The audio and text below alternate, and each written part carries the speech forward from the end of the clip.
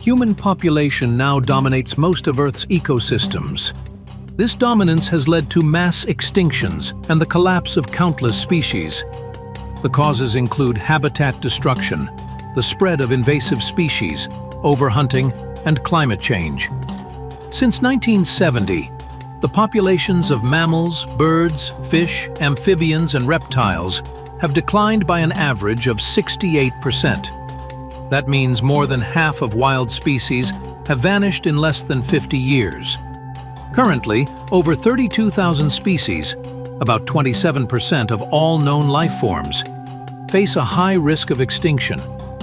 According to a 2019 report by the Intergovernmental Science Policy Platform on Biodiversity and Ecosystem Services, nearly 1 million species are now at risk of disappearing due to human activities.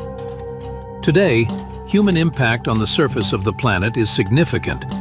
Over 70% of Earth's land surface has been altered by human activity, and we consume about 20% of global primary production.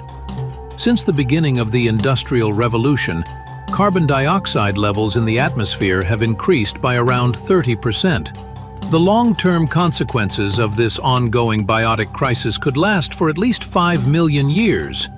There are many scenarios that pose global threats to the planet.